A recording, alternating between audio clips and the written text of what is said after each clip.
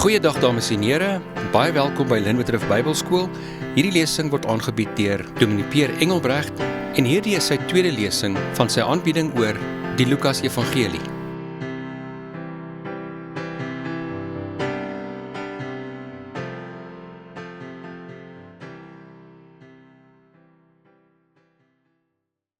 Goeiemôre. Hoop almal 'n wonderlike week gehad en dat ons 'n nuwe week het en ook die voorreg het om met hierdie Bybelskool verder te gaan. En soos ons elke week op die regte manier begin, kom ons sit ook so en ek gaan vir ons voor vra ook die Here se seën vir ons geleentheid. Ons Vader wat in die hemel is, ons kom na U toe en ons weet U is hier. U is die eregas, U is 'n God wat uitreik en ons kom ontmoet hier waar ons is. Ons hoef nie eers slim genoeg te wees of eers lank genoeg vra of smeek of klop nie. U is 'n God wat U self openbaar en ons moet net leer en oefen om U raak te sien, raak te hoor en ook so te beleef. En Here, dit is hoekom ons hier is, om dieper te delf, om te groei, om ons verhouding met U te versterk. En al is ons besig met koppekennis, vra ons ook sodat U Gees, of ons weet eintlik eerder, dat die Gees ook U woord op ons harte skryf. Sodat dit nie net koppekennis raak of feite nie, maar laat U ook deur die Gees ons hart verander, transformeer, om te wees en te leef soos wat U van ons vra. Here, ons vra dit natuurlik in U groot en heilige naam alleen. Amen.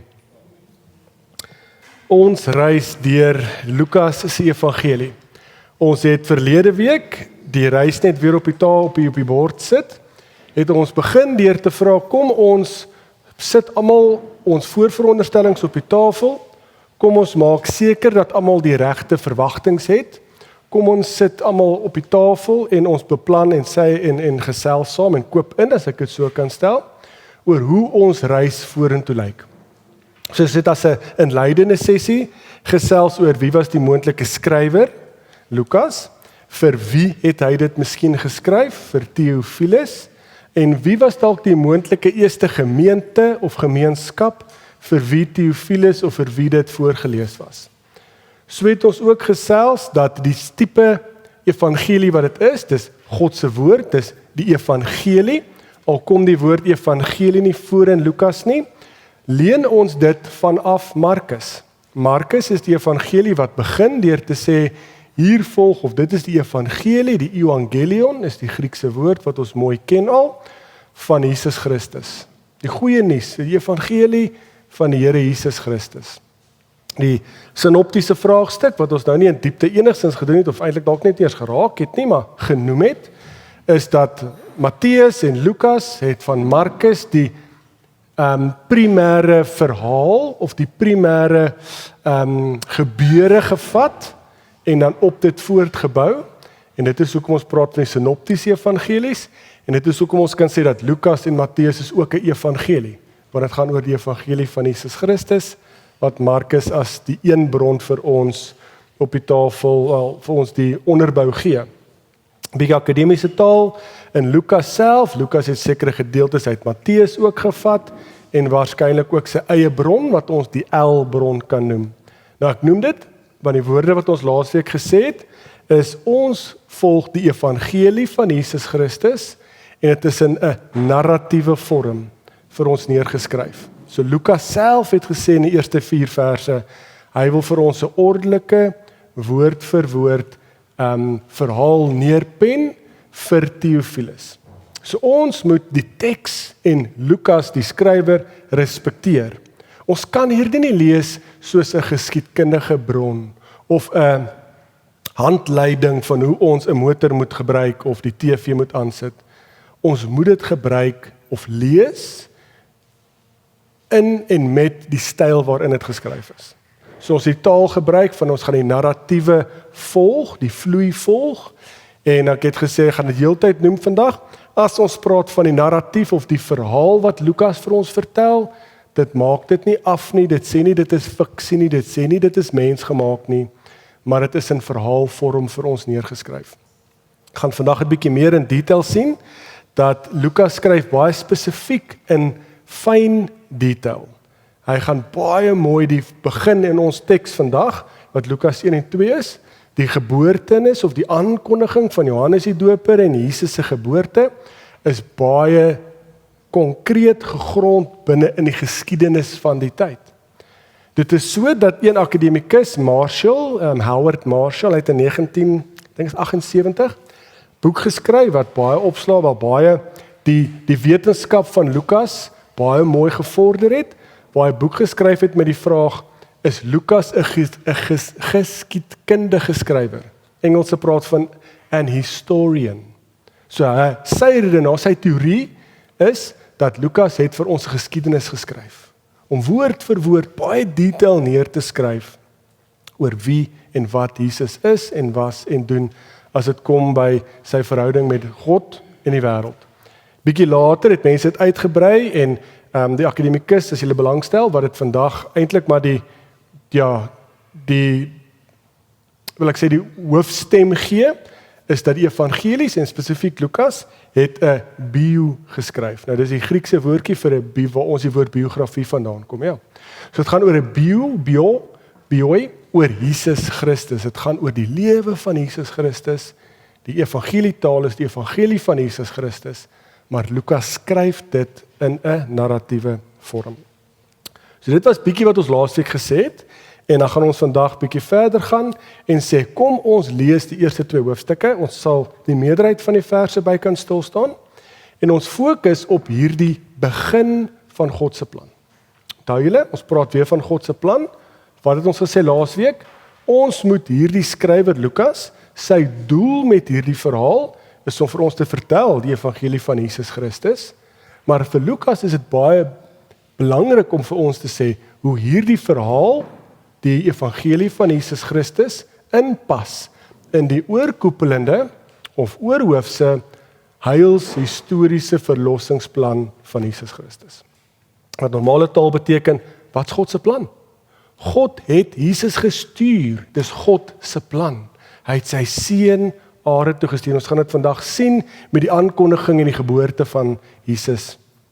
So dis belangrik dat Jesus is die een wat God se plan kom initieer, het ons die woorde gesê, of aktiveer kan ons ook sê.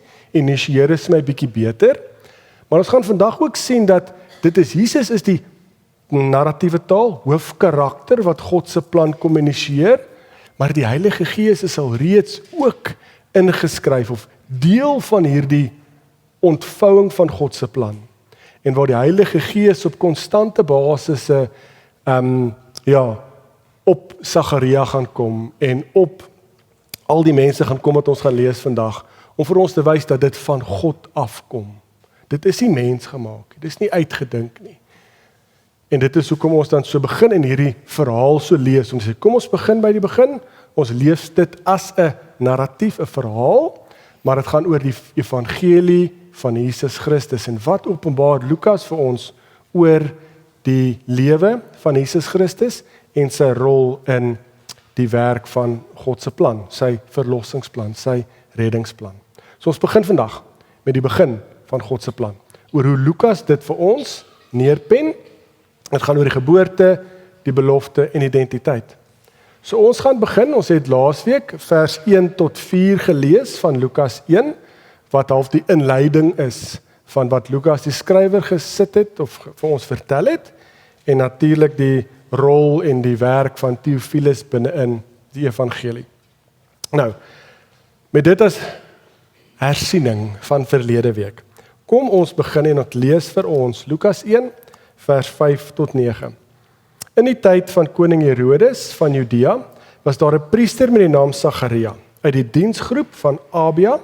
Ook sy vrou het van Aaron afgestam en haar naam was Elisabeth. Hulle was albei getrou aan die wet van God en het onberispelik al die gebooie en voorskrifte van die Here onderhou. Hulle het geen kind gehad nie, omdat Elisabeth onvrugbaar was. Buitendien was albei reeds op 'n vergevorderde leeftyd. Op 'n keer toe Sagaria in die beurt van sy diensgroep besig was om die priesterdiens voor God te verrig, is hy volgens die priesterlike gebruik deur die lot aangewys om in die tempel van die Here te gaan en die wierook op die altaar te brand. Nou, kom ons wees eerlik. Ek hoop ons is, glo ons is. Hierdie verhaal van Lukas begin baie anders as al die ander evangelies. Lukas begin met hierdie verhaal van Sagaria en Elisabeth. Matteus begin met die geboortelyn, van Jesus Christus. Markus begin met die storie dadelik. So nou moet ons mekaar vra, onthou, wat was die doel, die intensie? Wat sê Lukas is sy bedoeling met hierdie evangelie? Hy wil op geordende manier vir ons 'n baie duidelike, akkurate kommunikasie gee, inligting gee van Jesus Christus.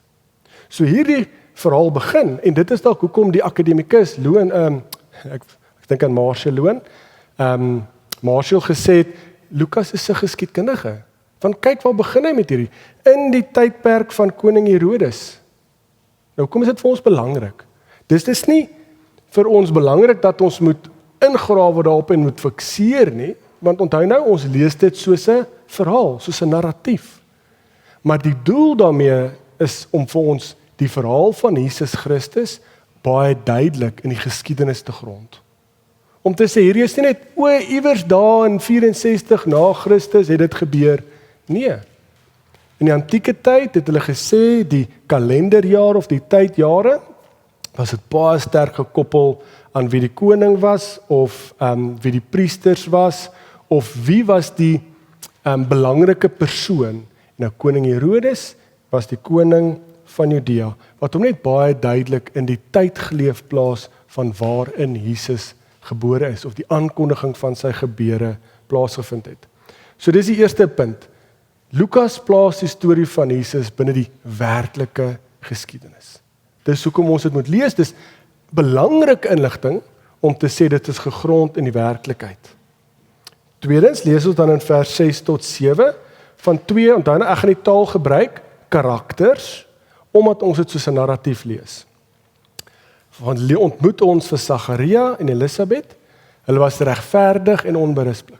So hulle word alreeds vir ons gekarakteriseer as mense wat die gebooie van God gehoorsaam. Hulle is goeie, godvreesende mense. Ons lees ook so die inligting, en soos ek sê, ons kan baie diep delf, maar ek wil die balans mooi kry tussen om baie diep te delf as 'n geskiedkundige, en ek wil eerder fokus om te sê, kom ons kyk, hoekom is dit geskryf vir ons so, om te vra, hoe vloei hierdie verhaal, die evangelie, en wat was die doel, die intensie met Lukas, of deur Lukas. Nou wat ek bedoel met dit is, ons kan nou hier vashak en ons kan gaan lees na 1 Konings, of 1 Kronieke 24 en 25, wat ons presies hierdie agtergrondkennis gee, van hoe die priesters gewerk het in die tempel. So, ons lees byvoorbeeld in 2 Kronieke 8 vers 4, lees ons van, ek is nou verkeerde aanhaling, is 1 Kronieke 25 vanaf vers 7, dink ek. Ja, daar lees ons vers 8 van waar hulle met die lood gewerk het. Maar julle kan as julle wil, die agtergrondkennisse, 1 Kronieke 24-25, wys ons presies hoe koning Dawid, hy sê het afgetree, en hy het toe sy seun Salomo koning gemaak, en toe sê Dawid, maar dit is hoe hy graag wil hê, die tempel van God moet bestuur word, wil ek nou maar sê. Toe het hulle uit die stam van Levi dit gedoen, en die stam van Aaron dit, en dan elke stam 'n sekere werk of taak gehad binne die tempel. Nou dit is, ek sê, geskiedkundig, as geskiedenis vir ons belangrik is, sal daai vir ons baie goeie agtergrondkennis gee. Maar weer eens, die doel wil ek sê, Lukas is vir ons, sê dit vir ons, sodat ons dit baie duidelik kan grond binne die werklike geskiedenis. So ons hoor van Sagaria, hy was uit die diensgroep van Abia af, en hier het ek het nou neergesê, 1 Kronieke 24 vers 7 tot 19, is ons baie duidelik daai lys. Wat vir ons belangrik is, hierdie is alreeds in God se woord, in 1 Kronieke vir ons, hierdie geskiedenis vir ons gegee. So Lukas, om hierdie belangrike inligting vir ons te gee, is om vir ons dit baie stewig te vestig in, hierdie is alreeds die ontvouing van God se plan. En hulle het dit begin in die tempel, dit is vir ons baie belangrik, my meis wil nou nie lekker werk nie. En dis wat ek wil sê, die storie, die verhaal, die evangelie van Jesus Christus volgens Lukas, begin in die hart van Israel se godsdiens, in die tempel. Dis vir ons teologies baie belangrik. Lukas kom nie en sê, van die begin af, kom ons breek die tempel af en kom, nee, daai kom later, Jesus gaan dit doen, want Jesus is die een wat nou die tempel kom vervang. God se wil eerder vervul en die tempel kom vervang. Maar aan die begin, dis asof Lukas hierdie respek het vir die geskiedenis. Om te sê, God werk ook in en deur die geskiedenis. En Lukas is sensitief daarvoor en respekteer dit, en plaas hierdie verhaal van 2 karakters, Sagaria, Elisabeth. Sagaria werk in die tempel, en ook kan julle gaan lees in 1 Kronieke dat volgens die gebruik, was daar deur die lot aangewys, en hy moes sy werk gaan doen het. So daar was duisende priesters, en dan jy geroteer oor hoe jy, of wanneer jy jou beurt kry, om in die tempel te gaan werk. So dis die ontmoeting van Sagaria en Elisabeth. Dan kan ons 'n bietjie verder lees, vers 10. Terwyl die wierookoffer gebring is, was die hele volksmenigte buite besig om te bid. En dan lees ons vanaf vers 11 tot 13 'n belangrike deel. Toe verskyn daar aan die regterkant van die wierookaltaar 'n engel van die Here aan hom. Sagaria het geskrik toe hy hom daar sien staan en hy het baie bang geword. Maar die engel sê vir hom: Moenie bang wees nie, Sagaria, want jou gebed is verhoor. Jou vrou Elisabeth sal aan jou 'n seun skenk en jy moet hom Johannes noem. So hier ontmoet ons dadelik dit 11, 12 verse in. God daag op. Nou, dis nie direk God nie, maar onthou, engele is boodskappers van God. So hierdie engel kom van God af. Nou hoor ons die godsdienstigheid, die verhouding wat Sagaria het, hulle bid, hulle is al oud en hulle het nie, Elisabeth kan nie kinders kry nie. Dit moet ons ook dalk met respek deur die bril lees van die tyd waarin dit geskryf is. Dink jy daar's mediese toetse wat gesê het of dit Elisabeth of Sagaria is nie. In die antieke tyd, patriargale samelewing, of in die tyd waarin hierdie geskryf is, eerste eeuse Mediterrane wêreld, patriargale samelewing, die deursnee gedagte was, as daar nie kinders is nie, dan is dit die vrou se skuld. Dit is die patriargale samelewing wat daar is. So ek dink dit is dalk die bril wat ons daar kan sê. Maar die punt is, hulle kan nie kinders hê nie. Dis belangrik. Hulle bid, smeek, wil graag 'n kind hê. God stuur 'n engel, God hoor die gebede, wat alreeds my mooi God ook met respek, narratiewe taal, karakteriseer as 'n God wat luister. Hy hoor. Stuur 'n engel en sê, julle gaan 'n kind hê. So belangrik, God luister, maar hy neem ook inisiatief. Dis dadelik hoe God opdaag. Dis my so mooi. God luister. Dan lees ons ook bietjie verder, tot 14, vers 14, ook hoe die engel hom nou sê, wat gaan gebeur? Wat is hierdie, amper sê profetiese rede wat die engel gee? Vers 14. Hy, met ander woorde Johannes, sal 'n bron van blydskap en vreugde vir jou wees, en baie sal bly wees oor sy geboorte, want hy sal groot wees in die oë van die Here. Wyn en bier sal hy glad nie drink nie, en reeds van sy geboorte af sal hy met die Heilige Gees vervul word of wees.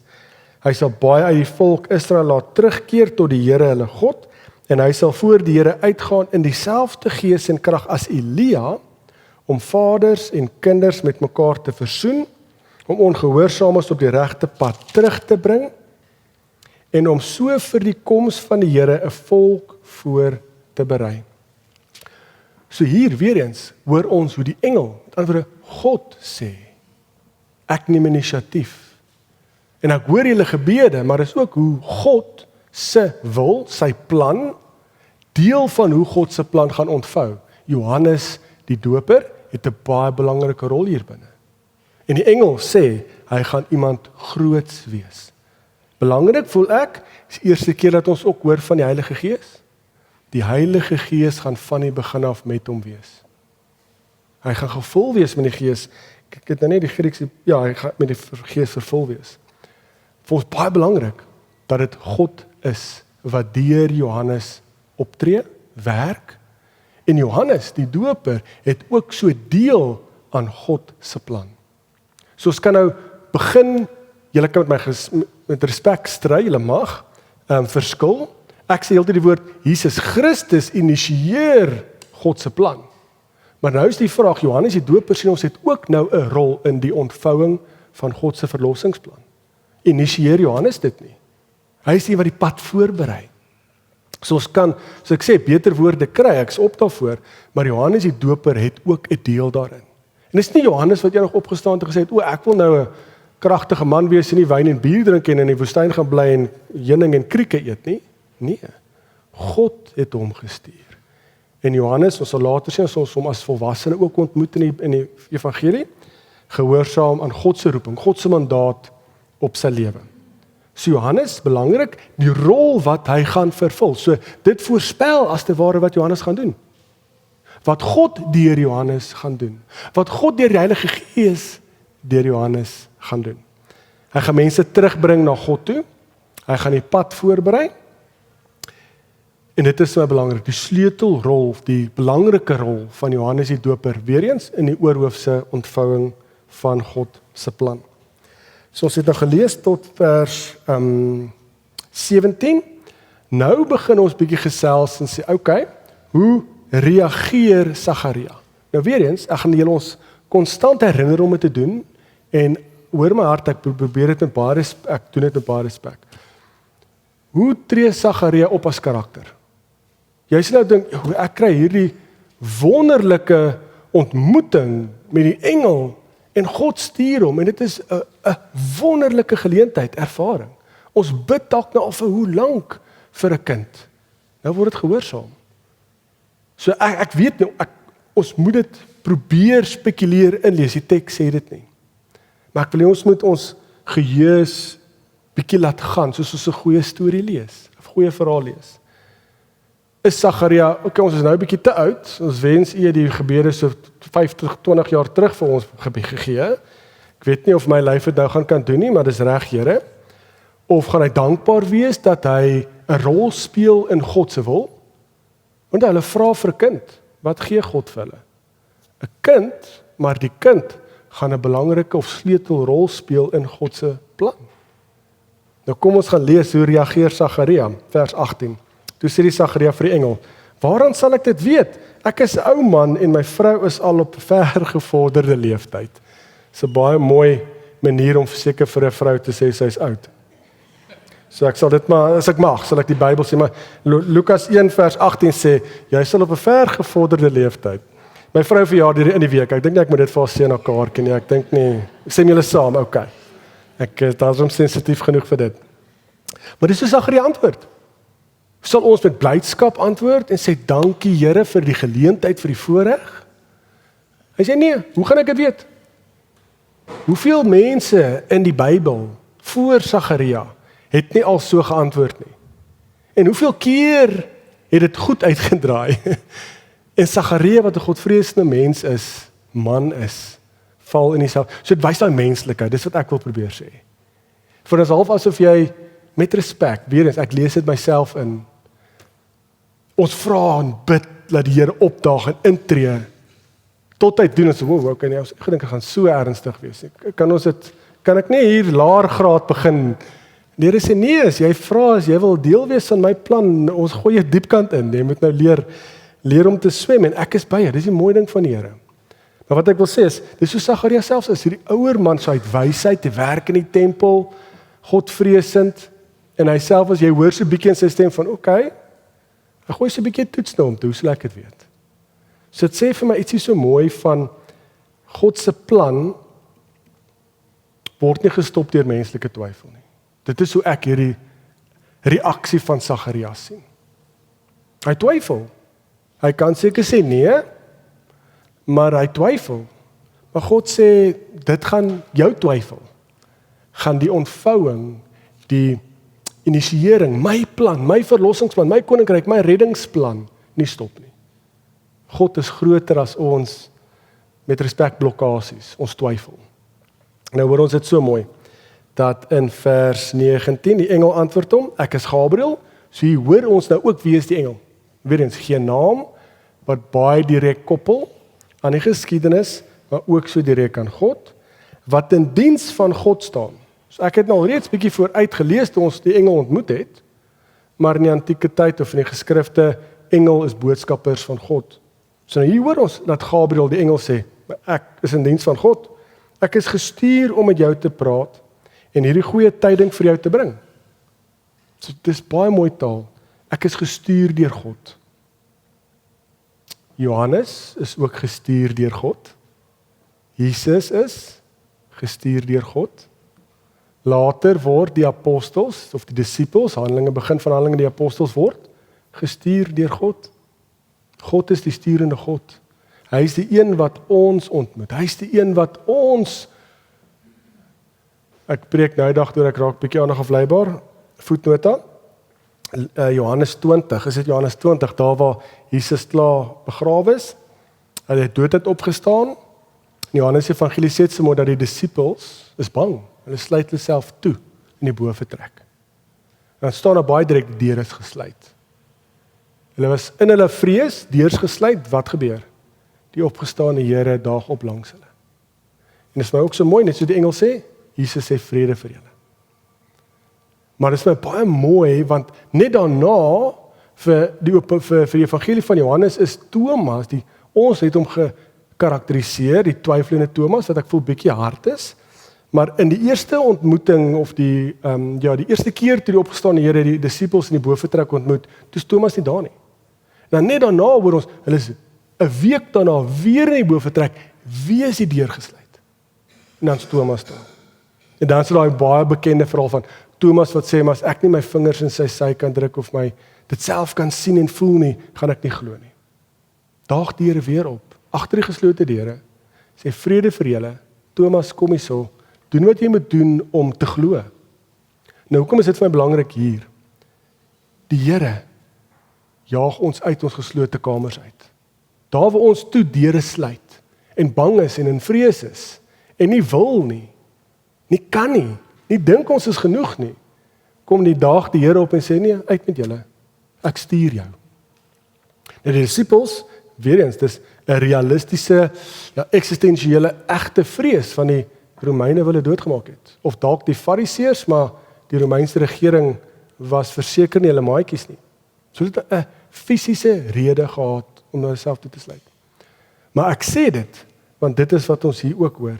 Engel Gabriël sê, ek het jou gestuur.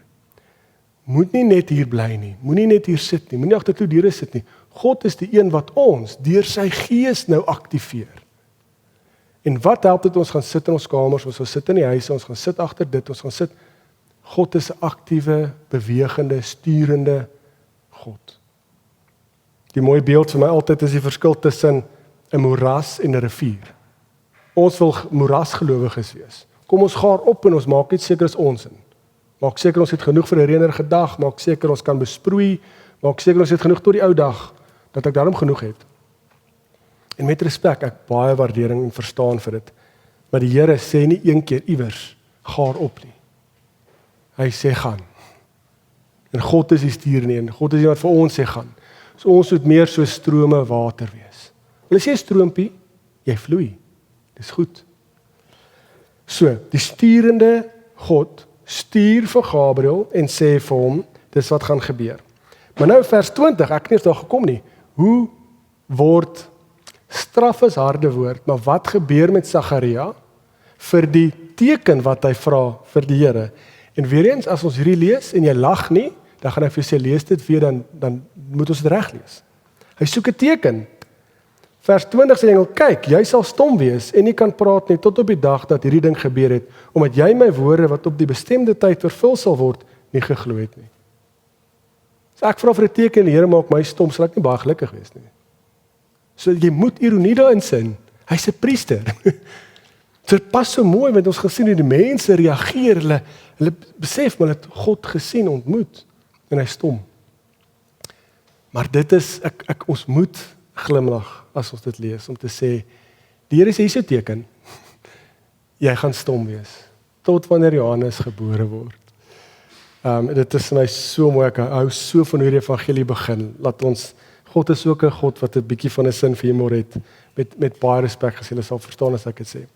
So lees ons in vers 21, intussen het die volk vir Sagaria gestaan en wag, en begin wonder waarom hy so lank in die tempel bly. Ek dink mooi, julle kan al daai teks in die Ou Testament gaan lees, die tempel is die plek waar God bly.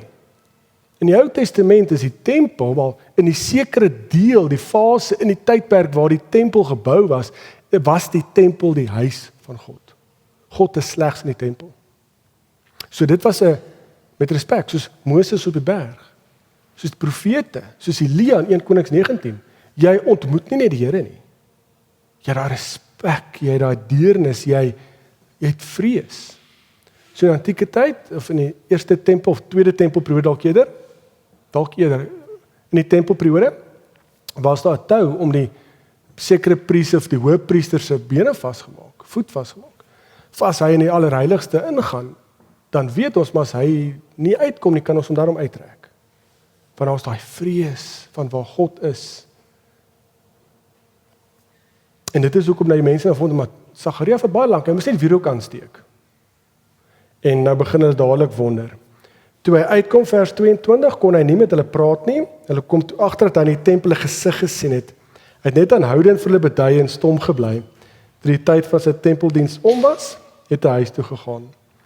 Na daardie tyd, sy vrou Elisabeth swanger geword en haar 5 maande lank afgesonder.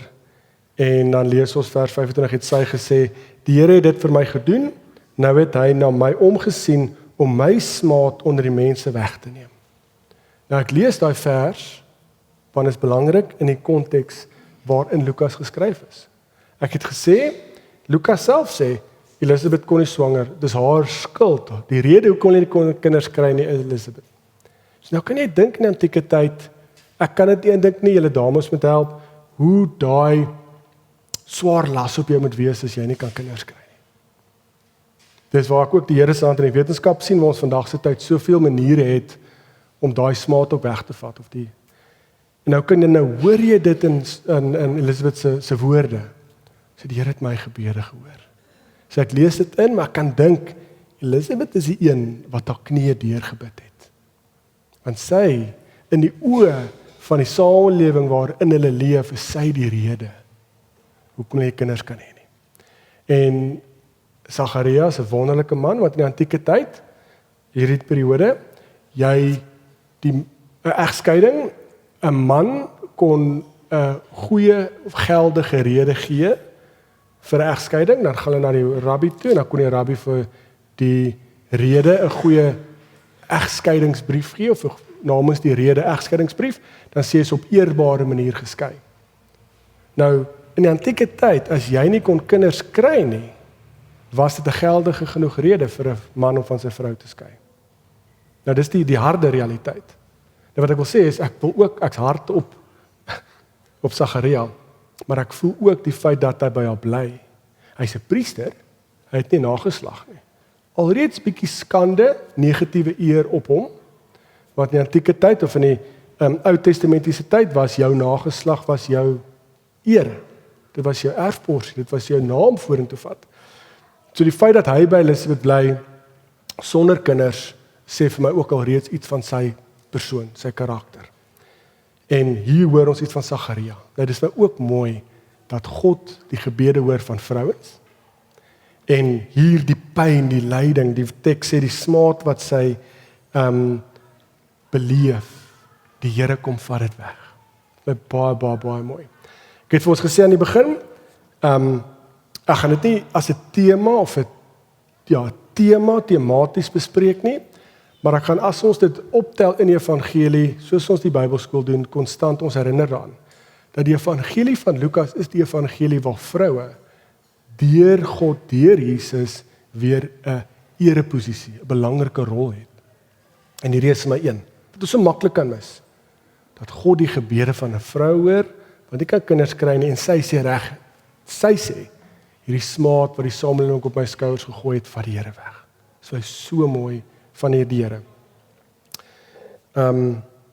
Dan in vers 1 tot 26 beweeg die verhaal na 'n volgende aankondiging toe van Jesus se geboorte. vers 26. In die 6de maand van Elisabeth se swangerskap het God engel Gabriël gestuur na 'n maagd in Nasaret, 'n dorp in Galilea. Sy was verloof aan Josef, 'n man uit die geslag van Dawid. Die naam van die maagd was Maria. Toe die engel by haar kom, sê hy: "Ek groet jou, begenadigde, die Here is by jou." Ja, kom ons begin ook net met die ontmoeting. En dit is my weer, net soos met Johannes die Doper, Elisabeth, Zacharia, Gabriël, weer gestuur deur God. En hier ontmoet ons vir die naam Maria, is ook in die antieke tyd dat het geskryf is vir ons belangrik. Want in die antieke tyd het gesê, daar was 'n maagd en sy was swanger. Of sy het swanger geword. So, die evangelies, Jesus Christus, God, gee ook vir die ma van Jesus daai ereposisie, daai ereplek. Want in die antieke tyd was dit net, daar was 'n vrou en sy het swanger geword en sy het kinders gehad. Met respek, dis die patriargale samelewing was. So Jesus kom herskryf, herbedink as te ware ook al reeds deur Jesus se geboorte. En ja, ons kan fisiologies dink, medies dink, sonder Maria was dit nie moontlik nie. Met respek, ek dink vir God is enigiets moontlik, maar die naam Maria genoem is vir ons teologies belangrik. So ons ken die geboorteverhaal baie mooi, dit is reg deur al die evangelies konstant. Ek glo in my hele wese dis die waarheid. En dit is dit, dat die God, hier is die ekstra inligting, Gabriël is gestuur na Maria toe, 'n maagd. Maagd's belangrik, hulle was nie getroud nie. So, dink mooi, ons ken die teks, ken die tekste, die storie, die verhaal. In die antieke tyd was dit alreeds 'n skande. Wie in die samelewing, wie in Nasaret, gaan dink, o Maria swanger, maar dit was die Here. Met respek. Jy gaan vir die ouers gaan vra, het hulle bietjie te lank kers op kom sit. Wat het gebeur? Want ons breine kan nie dit, dis menslik. Ons dink menslik. So die ingrype van God is vir ons baie belangrik. En dis nou Engels, maar dit vertaal dit vir my so mooi, Eugene Peterson, hy is die een wat The Message vertaal het. En hy vertaal hierdie verhaal, die geboorte van Jesus oor die algemeen so mooi, want dit sê iets van God. So dan reeds hier God ontmoet wat initieer. Hy is die een wat luister na gebede, vroue weer die smaad van die samelewing wegvat van hulle af, maar hy is ook die een wat stuur. Nou met die geboorte van Jesus, Eugene Peterson vertaal het, dat hy sê, dat Jesus ingetrek het in ons buurt in. He moved into our neighborhood. Dis wat die geboorte van Jesus vir ons beteken. So ons gaan nou later na die geboorte lees, maar dis die ding wat God sê, Filippense 2 kan ons hier inlees. God sit in die hemel. Jesus is die seun van God, hy sit op die troon, want hy is die seun van God, hy sit in die hemel en hy heers, saam met God. Hy hou homself nie vas aan hierdie goddelike identiteit nie. Die Grieks praat van die morphetheu, die vorm wat ons van morfose, metamorfose, die vorm van goddelikheid hou Jesus homself nie aan vas nie. Hy word in die vorm morphedulo, die vorm van 'n slaaf, aarde toegestuur. Want om vir 'n God mens te word, is om agteruit te boer in terme van eer. 'n God doen dit nie. Maar God, ons God, doen dit. Jesus doen dit. Dis nog meer, hy is nie net gebore as 'n slaaf, as 'n mens nie. Hy het homself nog verder verneer tot aan die kruis, dood te gaan vir my en jou. Skande van alle skande as jy Deuteronomium gaan lees. Maar God gee hom weer die ereposisie, want hy staan op. Hy word opgewek uit die dood uit. En hy sit weer aan die regterhand van God, en die naam, bo elke naam en elke knie sal buig.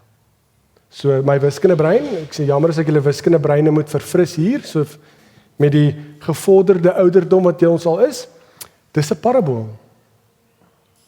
Net soos 'n glimlag gesiggie.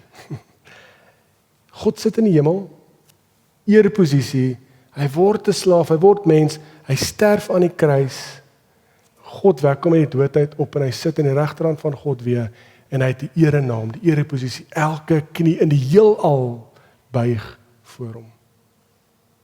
So dit is wat hierdie gebeurtenisse afskop, dis hoekom ek dit sê. Dink die kontras, Sagaria, Elisabeth, dit gebeur in die omgewing van die tempel, die hart van die godsdiens. Die priester, so hy in die antieke tyd, of in die tyd waar hierdie geskryf is, het hy die regte CV. Hy het die regte stamboom, regte nageslag, hy doen werk in die tempel. Dit is die ereposisie van die antieke tyd. Waar begin Jesus se verhaal? Maria, nie getroud nie, verloof aan Josef, bly Nasaret. Nou, dis moeilik om daai gelyk of 'n gelyke in ons terme te kry, en ek kan daai grap maak, so dis om soos in die Oosrand gebore te word. Ek kan net daarom sê vir my skoonpa, hy sê altyd, hy's ook gebore in die Oosrand, maar hy gaan terug Oosrand toe. Ons het gekies om te bly in Pretoria, dis seker net maar die verskil. Maar is daai van om te sê, maar ons volgende koning of priester of die redder van die heelal is uit Germiston uitgebore. God sê, okay, ons weet wie daar tans Germiston is interessanthede. Ons het nou nog gesels bietjie voor die tyd. So, is daar nie 'n beter plek nie. Kan ons nie Silver Lakes kies nie. Kan ons dalk nie Kaapstad kies nie. Jy weet. Daar's soveel beter plekke. Nou ek sê dit en ons weer eens, ek sê dit nie dat ons asseblief die heiligheid moet afwater nie. Maar dit is hoe dit is. Daar's 'n rede hoekom iemand is dit in Johannes Nathanael wat hom karakteriseer en sê hy, man daar kan niks goed uit Nasaret uitkom nie. Hoekom moet ons na Jesus van Nasaret gaan luister? Wat vir ons sê die mense in die tyd waar Jesus geskryf het gedink, Nasaret? Nee, daar kan niks goed, net slegs uit Nasaret uitkom. So dit is vir my, ons moet glimlag, want God kies nie die goue pilaargange nie. Hy kies nie marmervloere om in die tempel sy verlosser, sy seun Are toe te stuur en te laat gebore word nie. Het gebeur in Nasaret, Maria en Josef wat glad nie bekend is nie, maar nou weer eens, raak teologies, lees dit, hoekom is dit vir ons belangrik dat Josef uit die stam van Dawid kom? Want die Ou Testament, God het deur die profete vir ons gesê, dat die verlosser, die Messias, die verwagte een wat God kan stuur om ons te verlos, gaan uit die nageslag van Dawid kom. So hy kom nie uit die paleis soos Dawid nie, maar hy kom uit die nageslag van Dawid. So dit gooi hierdie die anker in die Ou Testament om te sê weer eens, hierdie is God se plan. Dit is nie mensgemaak nie, maar dit is God wat deur sy gees, deur sy engele, deur sy boodskappers, deur homself hierdie plan van God aktiveer. Laat gebeur, initieer. En op die ouene as ons kan terugkyk, dan kan ons die volle prentjie in mekaar aanbou dit dan is dit soos 'n goeie legkaart wat in mekaar vou om te sê, maar hoe het ons dit gemis? Hoe kan ons twyfel, kan ons ook sê. So dis baie belangrik dat hierdie radikale nuwe begin, maar die fokus skuif weg. Dit skuif nou na onbekendheid toe, na Nasaret toe. Dan kan ons ook verder lees. Ek dink kom ons kyk net na die tyd. Ja, kom ons lees 30 en 31. Ons kan ook Maria se reaksie ook doen.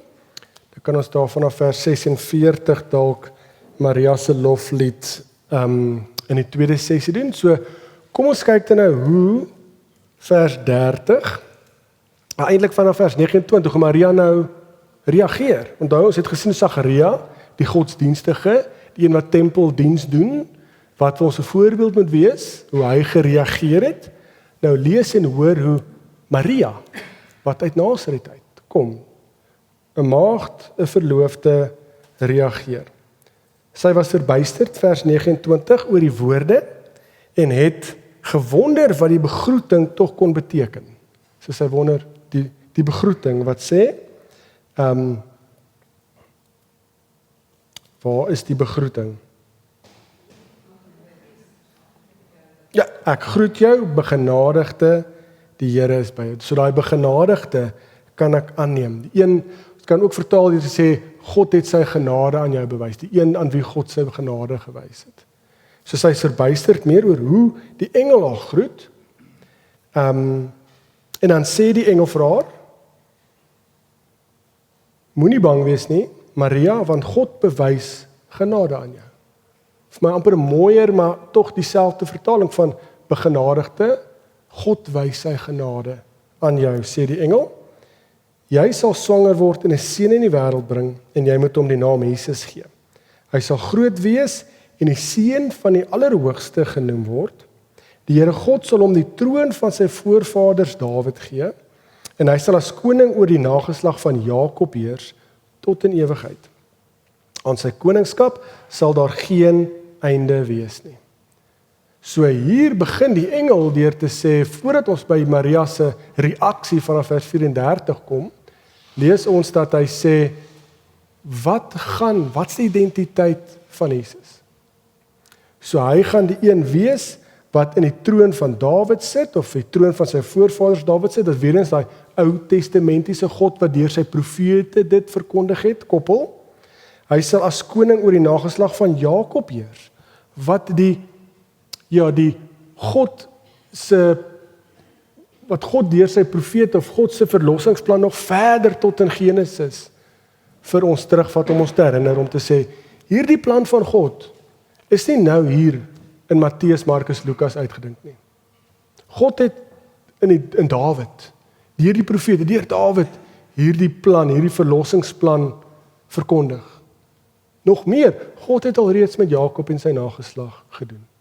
En hierdie is hoe dit nou gaan lyk. Dit is die volgende fase, is dalk nie regte woorde nie, maar dit is die ontvouing, God se ontvouing vir die finalisering van God se verlossingsplan.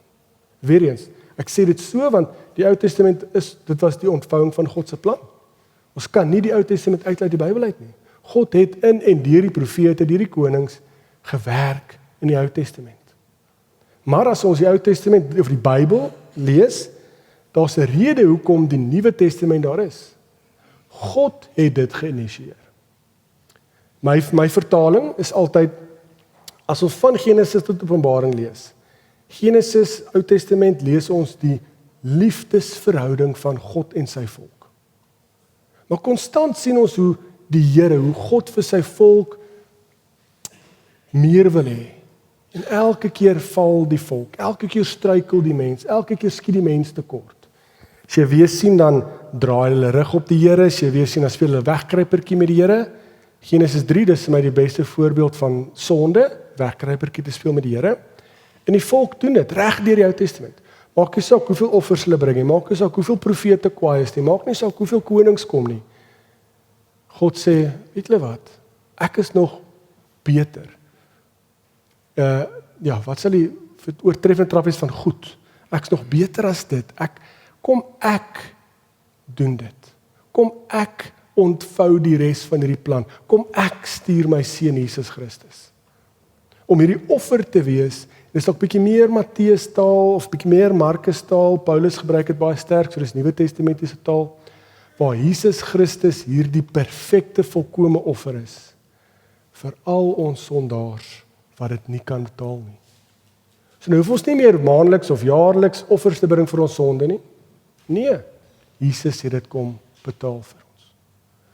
Nou dit is hoe ek kan sê die ontvouing van God se plan. Maar ons is nou in hierdie fase. So ons kan baie graag teruggaan en dink ons wil graag gaan leef in die Ou Testamentiese tyd, maar met respek. Of dat is ook verkeerd vertaal. Ons kan dalk hinker terug na die Ou Testament en sê, as ons dalk net weer so 'n verhouding met God kan hê. Maar as ons dit doen, dan gooi ons God se goedheid terug in sy gesig. Dis harde woorde. Maar ons is Nuwe Testamentiese Christene. Ons lewe nou hier, waar God nie net sy seun vir ons gestuur het nie, maar dat Jesus Christus en God hulle Gees ook vir ons gegee het, om ons vry te maak. So, ek sê dit want dis Jesus se identiteit en die aankondiging deur die engel sê dit kom van God af en dis God wat sê hierdie is die volgende deel, die res, die finale deel van my verlossingsplan, my reddingsplan vir julle as volk. Dan lees ons vers 34, Maria sê toe vir die engel, hoe is so iets moontlik aangesien ek nog nooit omgang met 'n man gehad het nie. So, Sagaria se twyfel, Here, wat sal die teken wees? Nou Maria, dis nie twyfel, maar tog is dit, maar hoe is dit moontlik? So ja, miskien is ek hard, miskien lees ons twyfel in haar stem in, maar dit was nie 'n toets nie. Sy vra my, Here, maar hoe? Sagaria sê, maar gee my 'n teken. Ek wil amper die toets. Daar's nie vertroue nie. Julle verstaan die verskil. En dan sê die engel, vers 35, die Heilige Gees sal oor jou kom, en die krag van die Allerhoogste sal die lewe in jou wek. Daarom sal die een wat gebore word, heilig genoem word, die seun van God. Kyk, 'n bloedverwant van jou Elisabeth het in haar ouderdom self ook 'n seun ontvang, en as sy, wat as onvrugbaar bekend was, is nou al in haar 6de maand, niks is vir God onmoontlik nie. Maria sê toe, en dis daar 'n mooi reaksie, ek is tot beskikking van die Here, laat my gebeur wat u gesê het, toe die engel van haar weggegaan. Dis my baie mooi reaksie. So sy vra, Here, maar hoe is dit moontlik? Wat ek kan verstaan, want sy is heilig, sy is in die sin van as 'n maagd heilig. Sy het haar lyf nie ontheilig nie. En die Here sê, maar belangrik weer is, die Heilige Gees gaan oor jou kom. So kom maar vir in die een hoofstuk, al twee keer, Johannes die Doper en Jesus, die rol van die Heilige Gees, narratiewe taal as karakter, is al reeds hier, en God werk deur sy Gees al reeds, in Sagaria en Elisabeth se lewe, in Maria en Josef se lewe, en hy gaan in Johannes se lewe werk, en verseker ook so, in Jesus se lewe ook werk. So, die Heilige Gees is op wat vir ons belangrik is, en dan belangrik ook die weer eens narratiewe taal karakterisering, hy gaan heilig genoem word, hy gaan die seun van God genoem word. Wat baie direkte titel is, wat in die antieke tyd, in die Ou Testamentiese tyd, die titel, die naam van Jahwe, God is heilig. Om te sê jy is die seun van God, dis hoekom hulle later in die evangelies, dalk bietjie meer in die Matteus Evangelie, die Jode raak briesend kwaad as iemand sê Jesus is die seun van God. Dis godslastering, jy kan dit nie doen nie. Maar hier is die engel. Hierdie Gees wat hierdie gaan laat gebeur, sê maar hierdie Jesus, hy's heilig.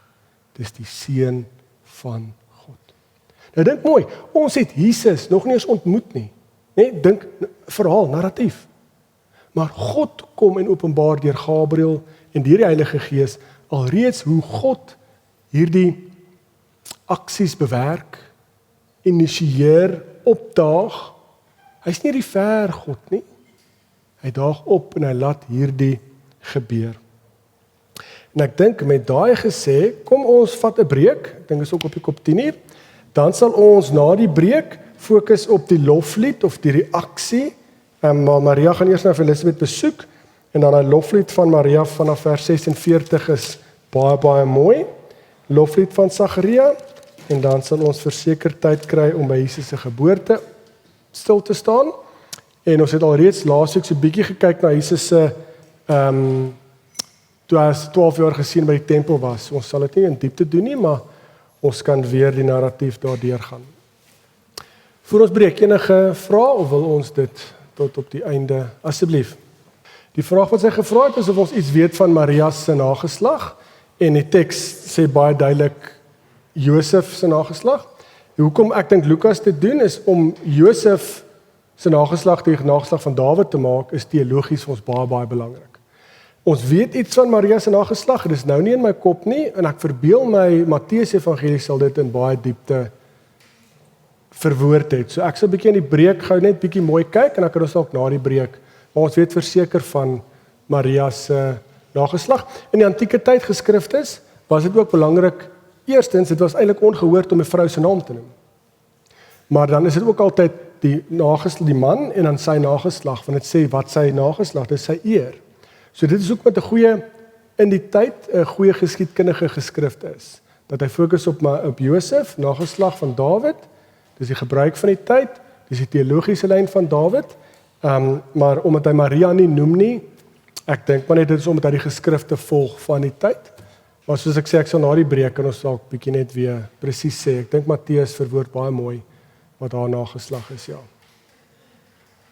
Dankie, kom ons breek en dan sien ons na die breek.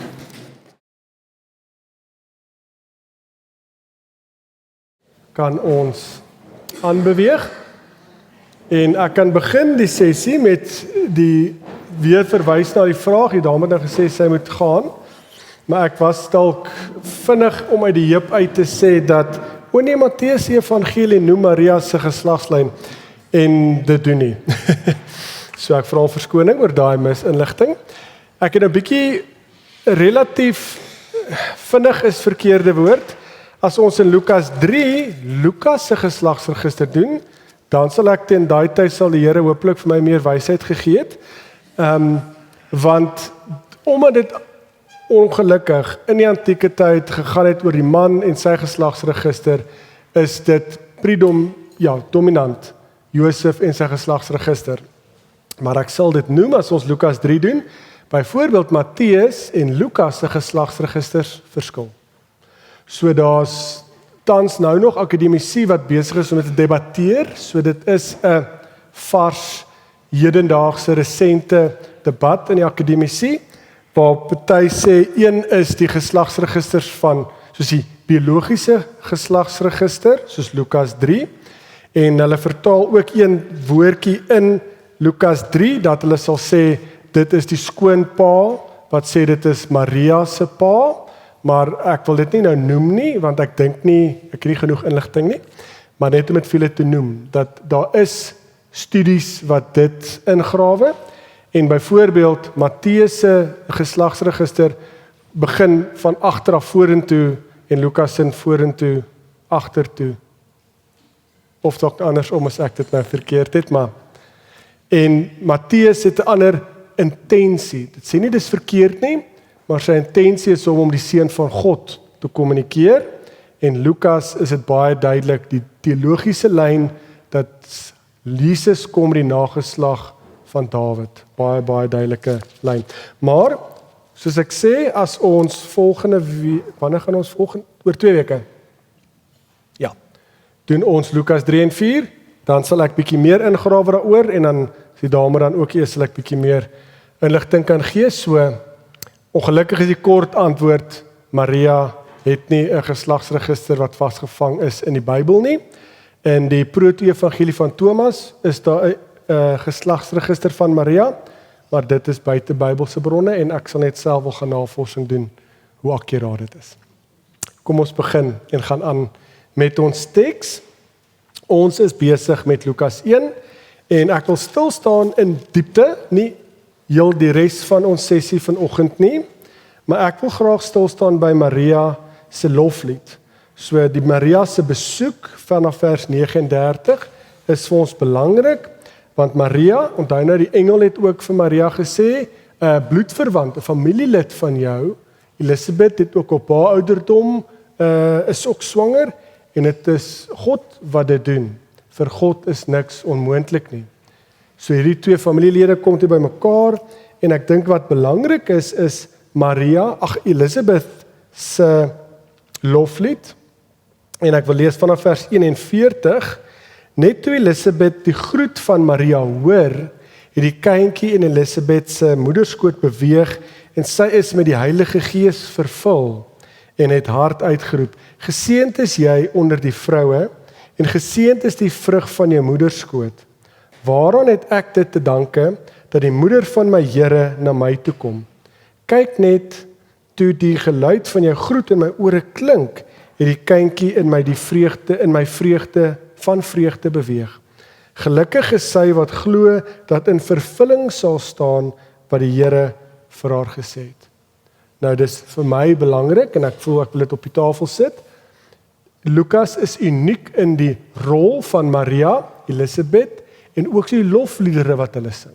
So dis hoekom ek dit graag wil verwoord of ons attent maak daarop dat Maria en Elisabeth, dis twee hoofstukke en is amper hulle wat die hoofkarakters is, as ek die woorde van narratiewe taal kan gebruik in hierdie eerste paar hoofstukke, wat vir die tyd ongehoord is. So weer eens daai bevestiging, die evangelie van Lukas herdefinieer die rol van vroue in God se plan, God se verlossingsplan en in die rol en werking van Jesus.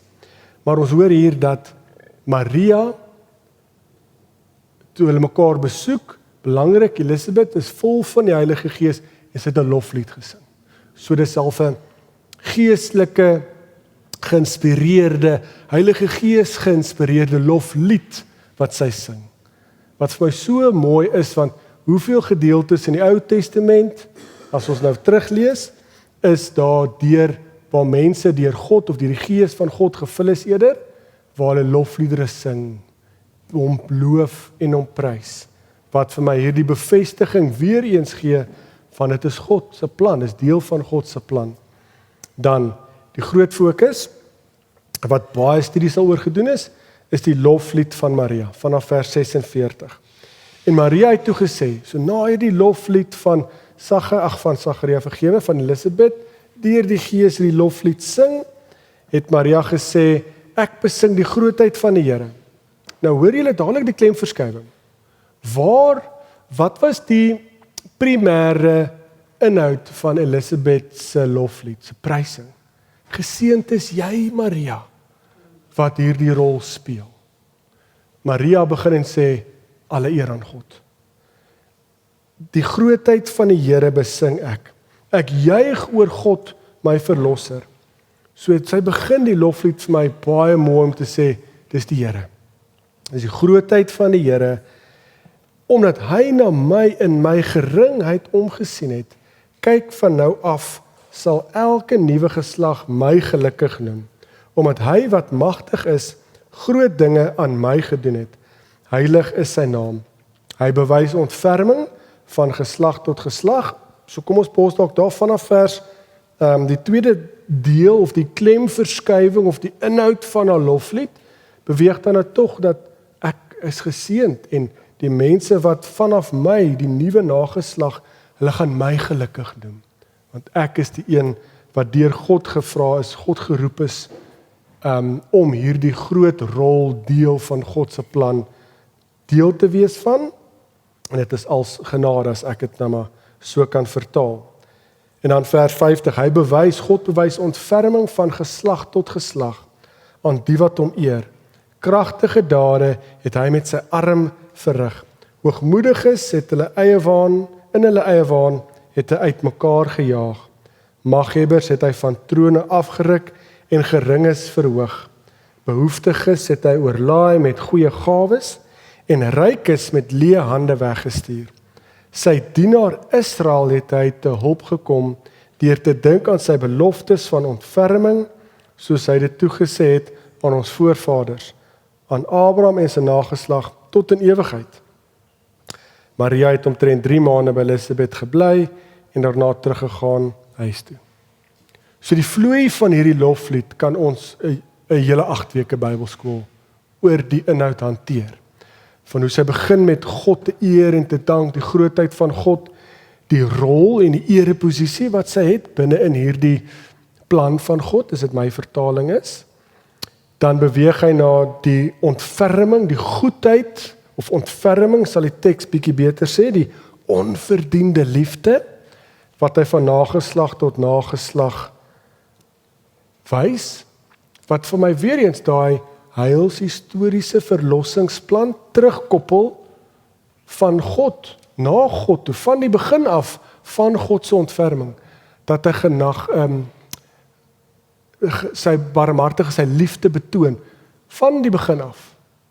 En hierdie is net nog 'n bewys, 'n manier hoe God sy ontferming, sy liefde vir ons wys, deur sy seun aarde toe te stuur, en wat ook al, ek wil nie vooruit, ons moet dit lees soos die eerste lesers as te ware, vorentoe wat gaan kom.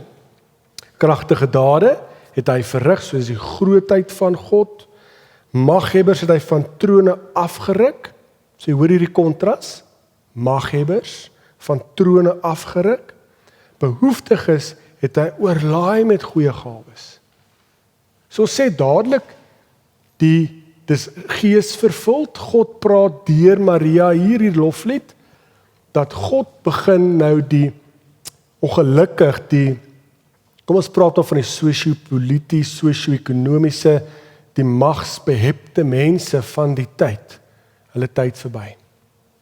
Dis hoekom dit vir my so belangrik is dat ons die klem maak dat Jesus Christus word nie gebore in 'n paleis, in 'n tempel. Ja, Johannes die Doper doen, dis teologies ook belangrik, maar ons verlosser Jesus Christus kom uit Nasaret uit 'n jong dame Maria wat oud genoeg was om te trou en wat, soos ons dit nou vertaal, verloof was aan Josef. So in die oë van die tyd, as jy eerste leser was in die eerste eeu toe jy hierdie gehoor het vir die eerste keer, so jy gedink het, dit is vreemd. Hoe kan 'n God, hoe kan 'n koning, hoe kan ons verlosser, ons redder vir wie ons vir eeue lank wag, uit Nasaret uitkom? Hy moet uit Dawid, hy moet Dawid se nageslag wees, hy moet uit die tempel uitkom, hy moet uit die belangrike sosiale, ekonomiese plek uitkom. Maar dan sien ons ook hier iets van God, van hoe die wiele draai, die belangrikheidswiel draai, as ek dit kan stel, die wiel van mag en belangrikheid. Behoeftig is hy oorlaai met goeie gawes, ryk is met leë hande weggestuur, weer daai kontras. Sy dienaar Israel het hy te hulp gekom. Teologies baie belangrik. Hierdie volger of die voltooiing van God se verlossingsplan in die Nuwe Testament, in Jesus, die koms en die lewe, bediening en die kruis en die opstanding van Jesus Christus, dit is nie iets wat losstaande of losgestaan of los moet staan of losgesien moet word van God se verlossingsplan wat alreeds in die Ou Testament en God se verhouding met sy volk Israel staan nie. Dit is die voltooiing, die voleindiging, wat sal 'n mooier woord wees, van hierdie plan, verlossingsplan van God. So ek plaas baie klem daarop, want ons moet dit sien as, dit is alreeds in die Ou Testament verkondig, God het dit gedoen, God initieer hoofkarakter as ons narratiewe taal gebruik, en hier doen hy dit nou deur die lewe, bediening, optrede van Jesus Christus, en in Lukas 1 en 2 deur Maria se loflied, wat ons nou hier lees. So, sy koppel dit, of God koppel dit deur Maria aan Israel, ook so aan, hy het Israel te hulp gekom, deur druk aan sy beloftes en ontferming, weet dit beloftes, met Abraham, nageslag, soos hy dit toegesê het aan ons voorvaders, Abraham, en sy nageslag tot in ewigheid. So hier word Abraham gekoppel, voorheen het ons dit met Josef gekoppel, en ons het dit, nie met Josef gekoppel nie, dit was, nou is daar uit my kop uit, maar dit koppel dit terug na daai tekste toe, om vir ons te sê, hierdie is dieselfde belofte, verhouding wat God met Israel gehad het, en die rol wat Abraham gehad het, weer eens, dit is nie nou afgevee, ons wil nie uitskeer uit ons godsdienstige verlede uit nie, nee, maar dit is die voltooiing, die volbringing daarvan. So belangrik, God verhoog nederig is. Dit is vir ons belangrik, as ons na die loflied kyk, ons het gesien dat God se wêreld werk anders, en ek sê nou ons sin, maar is dalk ook duideliker die wêreld waarin Lukas skryf, vir wie hy skryf. Dat magtige mense, is die mense wat die mag het, is die mense wat die ereposisies het, is die mense wat eerste is, belangrikste is. Maar vir God werk dit anders. Hy verhoog nederig is. Rykes word leeg en armes word gevul. Dis die baie mooi evangeliese omkeer. En hoe God deur Jesus sy koninkryk kop onderste bo draai, om te wys, dit gaan nou, God het gekom vir die siekes. Hy het gekom vir die armes. Ja, vir die res ook, hoor my asseblief mooi. Maar God is die een wat deur Jesus vir ons wys, dat dit gaan nou oor jou sosiale status of eer of jou magsposisie nie. Want dis wat in die antieke tyd was. As jy onrein was, enige fisiese gebrek, selfs dalk nog op 'n sekere vlak jou ekonomiese status, het bepaal hoe naby of hoe gereeld jy aan God kan kom in aanbidding in die tempel. So net onrein natuurlik was 'n rede vir uitskei, en God kom deur Jesus en kom breek daai brug af. Kom breek daai muur af, bou eerder die brug, jammer, om te sê, maar nou die mense wat hy genees, die mense wat verlam is wat hy genees, die wonderwerke wat hy doen, Daar's 'n deel van God, natuurlik, God se koninkryk te openbaar, maar ook so is daar 'n baie belangrike deel van hulle status weer terug te gee, van dat hulle kan deel hê, deelname aan God se koninkryk. So hierdie omkeer gaan deur die hele evangelie. En is 'n vooruitskouing van wat ons te wagte is, as ons hierdie evangelie, die res van dit lees, met vars nuwe oë. Dit als gebeur deur Maria, God wat deur Maria hierdie loflied vir ons sing, en vir ons wys wat ons moet wag, wat vir ons wag. Nou, om ons tyd te respekteer, daarna kom Johannes se geboorte, lees ons vanaf vers 57. En dan lees ons die loflied van Sagaria, onthou julle? Sagaria se reaksie, in my vertaling, hy het die engel Gabriël getoets, om te sê, maar hoe gaan ek weet? Dit is reg, hoe gaan ek weet? En toe is weer eens met respek die goddelike humor, dat hy stom is, en nou hoor ons nadat hy gebore is,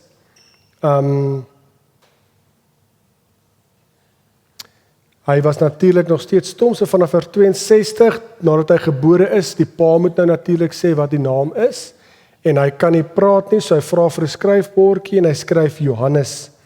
Almal was verbaas, onmiddellik het Sagaria sy spraak teruggekry, en begin praat en God geprys. Nou, lees jouself, probeer jouself, jy's stom, die hele geboorte, wel die hele swangerskap van jou seun, hoe kan ek dit nou mooier probeer vertaal? Word gebore, en hy onthou wat die engel vir hom gesê het, Johannes, noem hom Johannes. Hy het 'n belangrike rol. Sagaria sê sy naam is Johannes, spraak, kom terug, so dit is die teken. Wat anders kan jy doen, as om God te loof en te prys? Want die Here het jou 'n teken gegee soos hy gevra het, al was dit op 'n manier wat jy nie verwag het nie, of gesoek het nie. En dan lees ons vers 65, almal rondom hom is met onsag vervul. Maar dan lees ons sy loflied vanaf vers 67. Sagaria, die kindjie se pa, is met die Heilige Gees vervul. Hoor julle hoe word hierdie 'n konstante tot dusver, of gereeld vir ons word konstant herinner daaraan. En hoekom? God daag op. God werk deur sy Gees. En die lofliedere kom van God af. Is deur God wat hierdie lofliedere kom. En die Heilige Gees is die een wat hom vul, en het as profeet gesê, lofwaardig is die Here, die God van Israel, want hy het sy volk in genade opgesoek en vir hulle verlossing bewerk. So hoor julle die kontras dalk verskillende verkeerde woord, die ander invalshoek teenoor Maria en Elisabeth se lofliedere.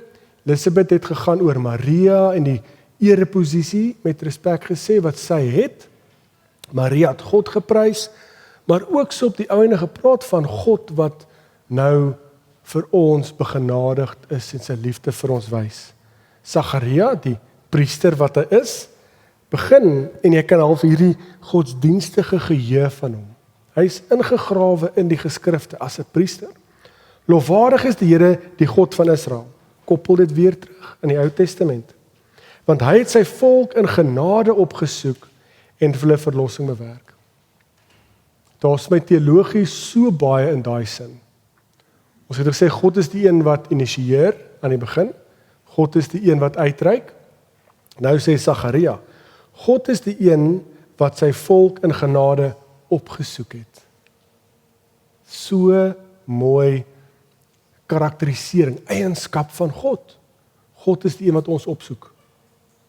Weereens, soos ek sê, vir my die beste beskrywing van sonde is ons speel wegkruipertjie met God. Hy soek jou altyd. Hy soek jou op en hy vind jou. Hy kry jou. En hy het so verlossing bewerk. 69, 'n sterk verlosser het hy vir ons laat opstaan uit die huis van sy dienaar Dawid, wat nou alreeds na Jesus toe verwys. So het die Here dit reeds van ouds beloof deur die mond van sy heilige profete.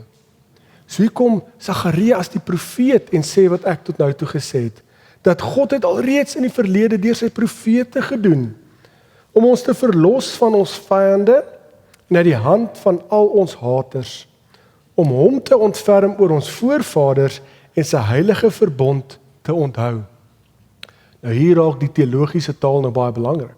Maria het dit so aangeraak, maar hier sê Sagaria dit duidelik, om hier die heilige verbond te onthou. So hierdie is die voltooiing, volgende fase, faset, ontvouing van God se verlossingsplan, sy heilige verbond. Met 'n eed het hy dit bevestig aan ons voorvader Abraham, dat hy sou gee dat ons gered uit die hand van vyande hom onbevrees kan dien, in vroomheid en opregtheid al die dae van ons lewe. Ek wil net tot daar lees, die res kan ons baie mooi lees, en jy kyntjie allerhoogste gereed kennis en los. Dalk moet ons die res lees, is my so mooi en belangrik. Vers 76. En jy kyntjie, hy praat natuurlik nou hierso met sy kind, 'n profeet van die Allerhoogste sal jy genoem word, want jy sal voor die Here uitgaan om sy pad gereed te maak. Wat die engel vir Sagaria gesê het in die tempel, nou deur die Heilige Gees vervul, bevestig hy dit weer, om kennis van verlossing aan sy volk mee te deel. So Johannes se doel gaan wees om kennis van verlossing. God se verlossingsplan, God se plan, die kennis daarvan te bekend te maak. Verlossing deur vergifnis van hulle sondes. Nou hier kom daai geestelike komponent. Vir die eerste keer word sondes nou aangespreek. Deel van hierdie verlossingsplan is die vergifnis van sondes. Dankse die genadige ontferming van ons God. Dieselfde woord wat Maria gesê het. Die genadige ontferming, die onverdiende liefde, kan ons dit ook vertaal. Soos die môreson sal hy opgaan en uit die hoogte op ons afstraal, om lig te bring aan die wat in duisternis en in die skaduwee van die dood lewe, om ons voetstappe te rig op die pad van vrede. Die kindjie het opgegroei en sterk geword deur die Gees en het in die woestyn gebly tot op die dag van sy openbare verskyning in Israel. Weereens die bevestiging is belangrik dat hy het opgegroei en hy het sterk geword deur die Gees. Dat Johannes se aardse bediening, kan ons dit so stel, groot geword, hy was gevul deur die Gees. Die Gees was op hom. God gebruik Johannes. Deur sy Gees bekragtig hy hom om 'n belangrike deel te hê in hierdie verlossingsplan van God, oorhoofse plan van God. So dis vir my baie mooi hierdie eerste hoofstuk. Jesus is nog nie hier nie, hy is nog nie gebore nie, het gebeur in hoofstuk 2. Maar vir Lukas, ek voel dis baie belangrik dat hy van die begin af die verhaal van Jesus, die evangelie van Jesus Christus, grond in die geskiedenis. Ook so belangrik, dit is nie net 'n nuwe fase van die geskiedenis nie, maar dit is die voltooiing, ontvouing van God se verlossingsplan, wat al reeds in die Ou Testament net deur die verbond met Abraham, deur die belofte met die profete, nou te volbring. Nou die volgende fase, dit te finaliseer, kan ons dalk ook so stel. Want ek dink Openbaring, as die Here weer kom, is dit dalk finaal, maar die volgende faset as julle verstaan. Dan lees ons die geboorte van Jesus. Ek dink in hoofstuk 2, dis 'n verhaal wat ons almal baie goed ken, en wat vir my belangrik is, sonder om in elke vers stil te staan, is weer eens hoe vers 1 begin, van hoofstuk 2. In daardie tyd het keiser Augustus 'n bevel uitgevaardig dat 'n volkstelling in die hele ryk gehou moet word. So dis belangrik weer eens, net soos die begin van as dit vers 5. In die tyd van daarvan koning Herodes, so dit begrond dit baie konkreet in die geskiedenis. En hier, daar's ook baie geskrifte in die antieke tyd wat hierdie ook verwoord. Wat sê hierdie is baie konkreet bevestig in die geskiedenis. Nou ons ken die verhaal verder, die eerste volkstelling het plaasgevind, dis nou nie nodig nie. Ook Josef het gegaan, hy het van die dorp Nasaret in Galilea na Judea toe gegaan, want onthou, hy is van die nageslag van Dawid, koning van Dawid, koning van Judea. Omdat hy uit die huis toe gegaan, Judea gegaan na Bethlehem, die stad van Dawid, omdat hy tot die huis en geslag van Dawid behoort. Maria, sy verloofde wat swanger was, het saamgegaan om ingeskryf te word, want tegnies gesproke is hulle getroud nou. Tegnies gesproke is nou 'n verkeerde woord, maar hulle verstaan hoekom sy sal saamgaan. Terwyl daar was die tyd gekom dat haar kind gebore moes word, sy het haar eerstelingsseun in die wêreld gebring en hom in doeke toegedraai en in 'n krib neergelê, omdat daar vir hulle geen plek in die herberg was nie. Nou ek dink ons as gelowiges wat al 'n paar Bybelskole bygewoon het, sal verstaan dat ons lees voetnota met ons pragtige 2-jariges, sy is baie lief vir boeke en Bybel lees, maar dit is so moeilik om 'n goeie kinderbybel te kry. Nou die rede hoekom ek dit noem, elke kinderbybel maak hierdie die mooiste prentjie. Maar dit was nie 'n mooi prentjie nie. 'n Krib is wat ons nou mooi sou kry met die mooi hooi en dit lyk nee. Dis as jy plaas toe gaan en jy gaan lê in die voerbak van die beeste. Dit is nie mooi nie. Nou ek sê dit met respek want dis belangrik. Hoekom? Jesus is gebore op 'n nederige manier. Hy is nie in die paleis gebore nie. Hy is nie in die marmer paaie gebore soos ek nou gesê het nie. Dit wys vir ons die intensie, die plan en die belangrikheid, die invalshoek van God en sy verlossingsplan. Hoekom ons kan sê Jesus het gekom vir die siekes, vir die verlorenes, vir die mense wat in krippe leef, die mense wat vanuit Nasaret kom, die mense wat vanuit die afgeleë plekke kom, nie die mense wat slegs in die tempel die regte sosiale status, eer en familielyn het nie. So dis 'n nederige geboorte en is mooi want God se koning, Jesus Christus, sy seun ons verlosser, kom nie in mag nie, maar in nederigheid. Dis vir my altyd die mooiste, as ek iets met Kersfees te doen het, dan fokus ons op dit. Jesus kom nie op hierdie groot dramatiese groot gebeure nie. Jesus kom in 'n klein afgeleë plekkie waar die diere slaap en in die vuil voerbak. Dit is wie God is. Dit is hoe lief God ons het. Dit weer eens daai Filippense 2 beeld. Jesus hou nie vas. Jesus is koning. Hy sit daar in die hemel. Nou moet hy in 'n voerbak gebore word. In alle vlakke is dit die teenoorgestelde as wat verwag word van 'n koning. En dit is ook, dink ek, 'n groot deel van party van die mense wat nie glo in Jesus Christus nie, as ons die evangelies lees, is dit 'n moontlike rede. Hoe kan Jesus, die seun van God, kom uit Nasaret uit en gebore in Bethlehem en hy is 'n hy's 'n seun van iemand wat met hout gewerk het. Of hy's in ons taal sou dit wees 'n nutsman, 'n tekton, soos Josef ken. Hy's houtwerker en daai tyd skrynwerkers, die meerderheid meubels en goed was hout. So hy was 'n nutsman, handyman. So die fariseërs, daai profees daar, en die fariseërs, die skrifgeleerdes daar in tempel in Jerusalem sê, hoe is dit moontlik?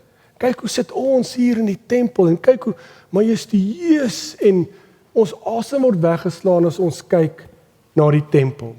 En asseblief hoor my mooi, die tempel het 'n belangrike deel in God se verlossingsplan. Dis God se plan, die tempel. Maar dit was nie die einde van sy plan nie. En hulle wat sit in die ivoortorings en die goue pilare, kyk vas aan die majestuositeit. Ek dink ek is nou nie die regte woord om julle verstaan. En hulle sien die kontras van Jesus wat kom en hy gehoorsaam nie eens die Sabbat nie. So daar's nog daai godsdienstige komponent ook. Ons gaan dit nog baie in diepte bespreek. Maar dit is hoekom ek sê hierdie is die vooruitskouing vir ons om te sê ietsie groots gaan gebeur. Dis God se plan, maar hy word gebore in 'n voerbak en is onbelangrik en sy ouers is nie belangrik nie.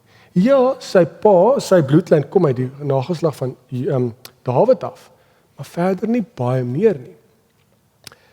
So dan kan ons die res lees vanaf vers 8, nou ook belangrik. Daar was skaapwagters in die omgewing wat in die oop veld gebly het in die nag oor hulle skape wag gehou het. Met een staan daar 'n engel van die Here by hulle. Dis al die derde keer dat 'n engel, Gabriël nou 2 keer opgedaag, maar dat 'n engel verskyn. Van die begin af, God is betrokke by hierdie. O, daar's 'n hand, asseblief. Ja, ek gaan nie alles kan herhaal nie, maar ek hou baie van jou invalshoek, wat sy heeltemal reg sê, die meerderheid, ek sal die statistiek kan gaan wys, maar dis oor die 80% van die samelewing in die tyd waarin Jesus bedien het, was arme mense. Hulle het onder die broodlyn geleef. So broodlyn in die antieke tyd, as ons na die gelykenisse gaan kyk, as jy 'n denarius gekry het of 'n denarii gekry het, dit was 1 muntstuk wat in die antieke tyd gelykstaande was as 1 dagloon. Soos ons minimum wage, minimumloon, baie dankie. So die meerderheid van die samelewing het onder die broodlyn geleef. Van ek dink die broodlyn was, ek dink dit was 300 denarii 'n jaar. Dis die broodlyn.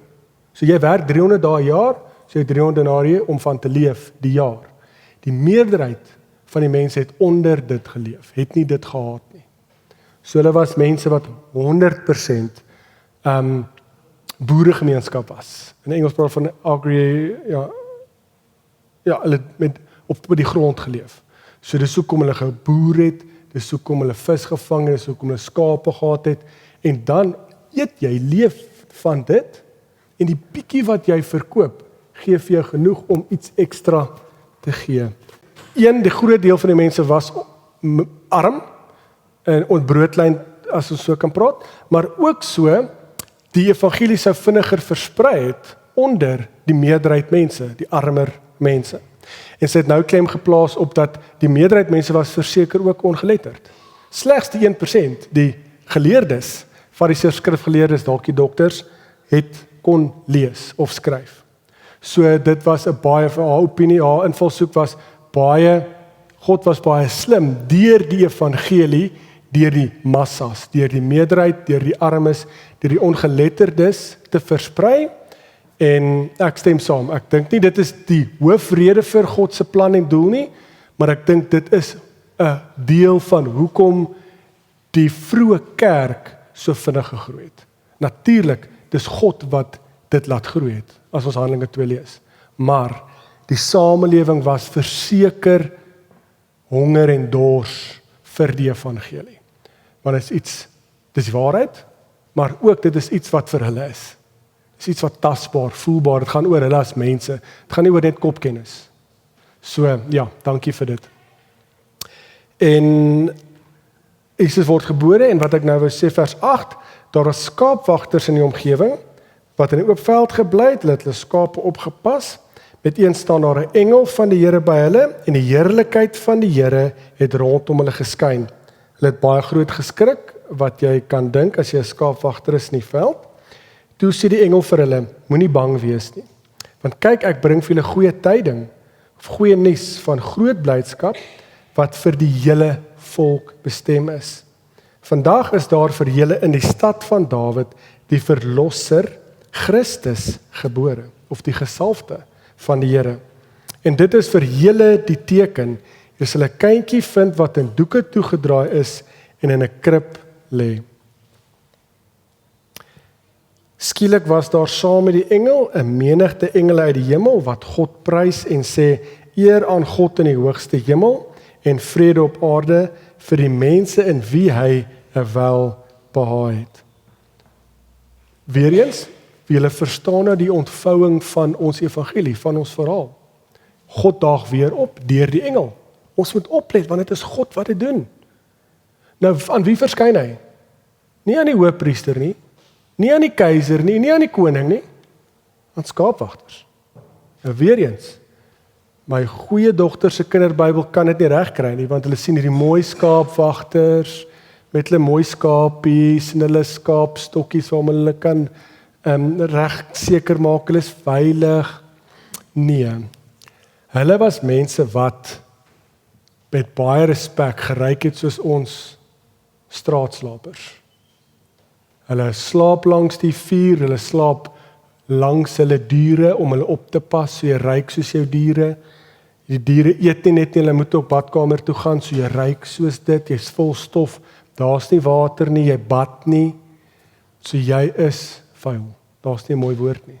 Jy ryk 'n skaapwagter voor jy hom sien. Regtig, die geskrifte sê dit. En dis hulle lewe. En God kom en daag op met hierdie onbekende, onbelangrike mense in die veld en sê vandag is julle verlosser gebore. Dit klink onrealisties. Dit klink in die tyd van, maar verskyn aan die keiser. Skrik hom, maak hom skrik, gee hom 'n teken, dan forceer hy dit dalk af. Met respek, dis wat ek sê doen. Maar nee, God sê nie. Hier is julle verlossing, julle redder, en is nou ook belangrik hoe hy, weer eens, wat die engel van hom sê.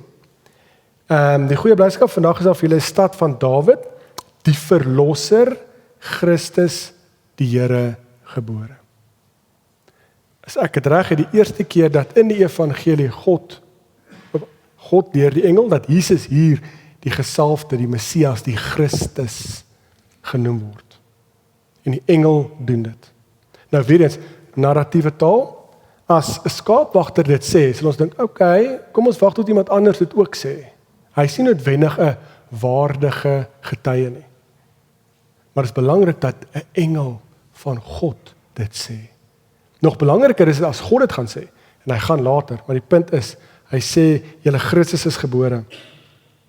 Eer aan God in die hoogste hemel en vrede op aarde, dan prys hulle die Here. En as ietsie wat ek nou nog by wou sê, ek het gesê herders, lae status, hulle is nie gerespekteer nie, maar belangrik, hulle is die eerste wat die goeie nuus hoor. En dit is ook die klem wat ons nou daar gesê het, dit is die evangelie, die goeie nuus van Jesus Christus, God se plan, God se wil is dat dit vir almal is.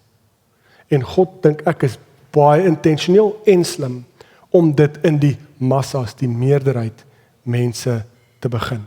Dit is nie 'n godsdiens slegs vir die slimmes, slegs vir die elite, slegs vir die rykes, slegs vir die wat kan lees nie. Dis die evangelie vir almal. En dis baie belangrik. Die evangelie begin by die randfigure. Dit begin nie by die kern van godsdiens van die tyd, die Joodse tempel nie. Dit begin by Maria, wat nie getroud is nie, by Josef, wat onbelangrik is. Begin in Nasaret. Dit begin by skaapwagters. En ook as jy Jesus se bediening kyk, hy word groot natuurlik in Nasaret, hulle bly daar. Dan sy eerste aardse bediening of preek het ons laasweek so vinnig na verwys, Lukas 4, in sy tuisdorpie Nasaret. Gaan hy Kapernaum toe, wat baie naby is, Galilea, rondom die see van Galilea. Kapernaum is letterlik op die see, op die kus op die oewer van die see van Galilea, is mos maar meer soos 'n groot meer.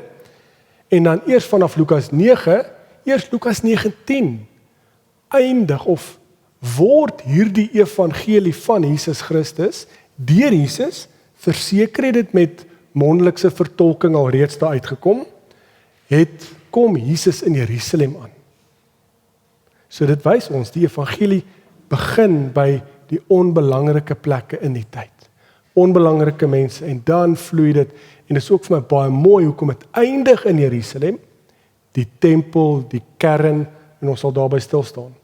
Maar dit is my baie belangrik, die klemverskywing, dat dit by die randfigure begin. Baie belangrike vraag, haar vraag is, as ek dit reg vertaal, sy het so 'n bietjie van 'n twyfel in haar, en sê, hoekom het God net opgedaag, en met 'n groot bang, in die tempel, Jesus gebore, en almal het geglo nie? Hoekom het God dit so gedoen? Hoekom het dit in die afgeleë plekkie begin? Hoekom het dit by die onbekendes begin? Hoekom het dit by die randfigure begin? Ek weet nie. dis God se wil, dis God se plan. As ons die hele storie kyk, dan kan ek dink, miskien dit is vir die massas, dat, en hang nou af in wat se evangelie dit lees, Markus is bietjie sterker daaroor teenoor die fariseërs, dat die fariseërs die godsdienstige leiers van die tyd, nou ek maak so, want hulle was die mense wat regtig, ek glo, God se wil, hulle het gedink hulle doen God se wil. Hulle implementeer God se wil, hulle het die wette gehou, die letter van die wet, en ek het baie respek vir dit. Maar ek kan net dink, het staan nêrens nie, maar my vertaling is, verstaan, dat God sal sê, maar daar word soveel mense uitgeskei, gemis, gesê hulle is nie goed genoeg nie.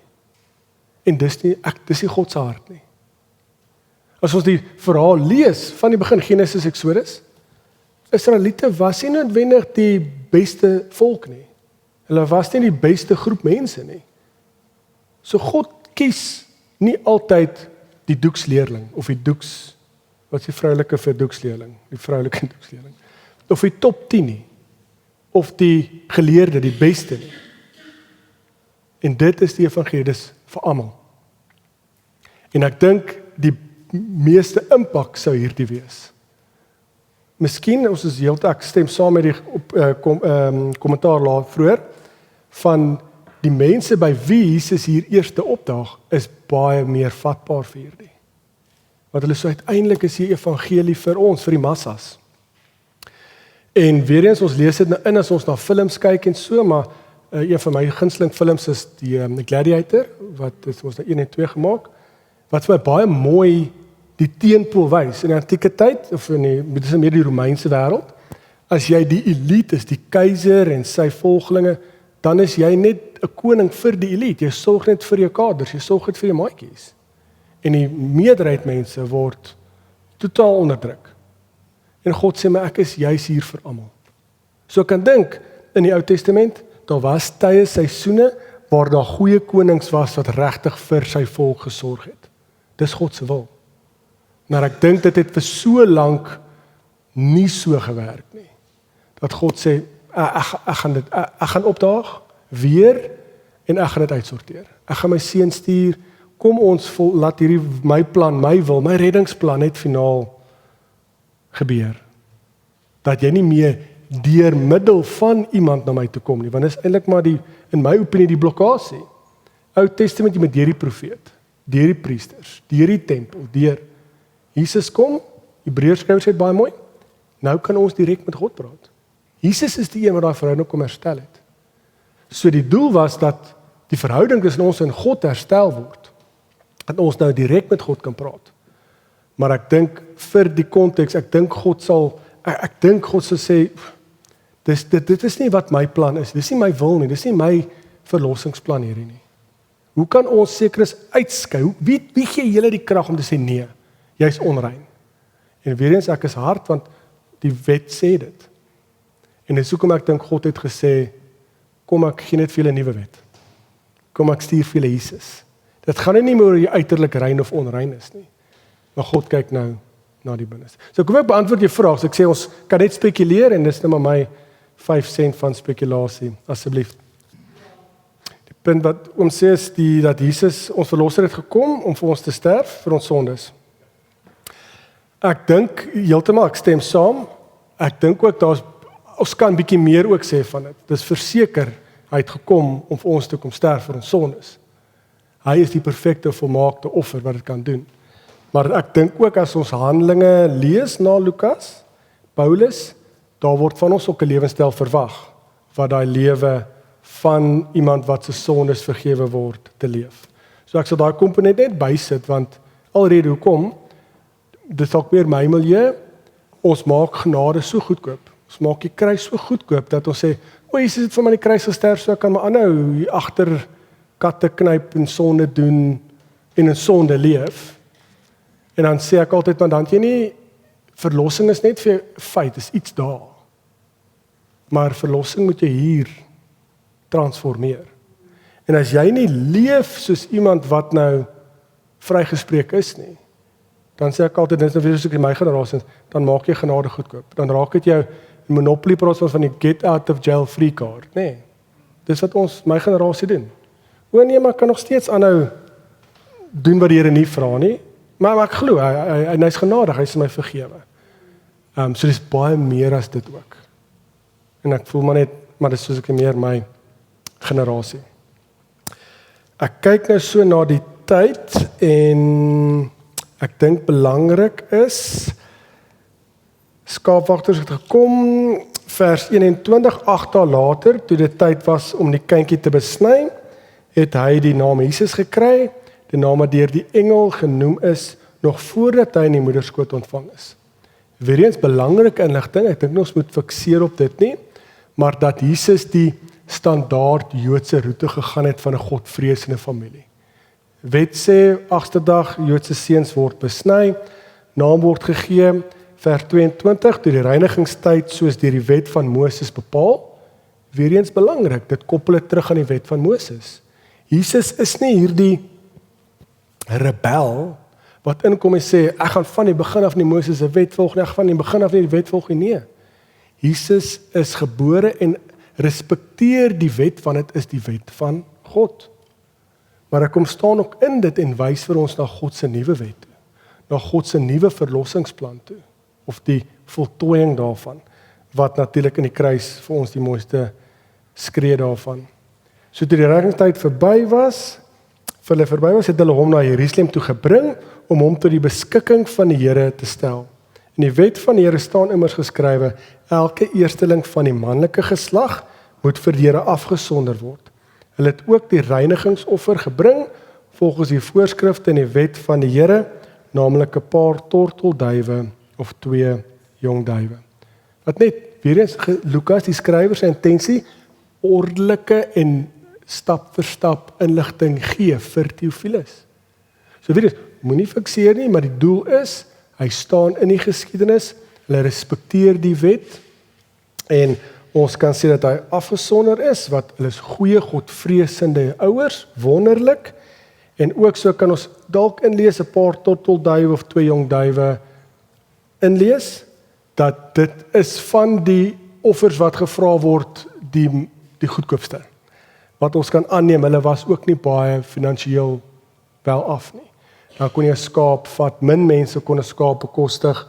Byvoorbeeld as jy later as gesin die Pascha fees gehou het, dan jy 10 as dorpie of 4-5 gesinne 'n skaap gekry, 'n lam gekry, en hom saam gebraai en geëet en omgeoffer, dat ek dit so wil stel.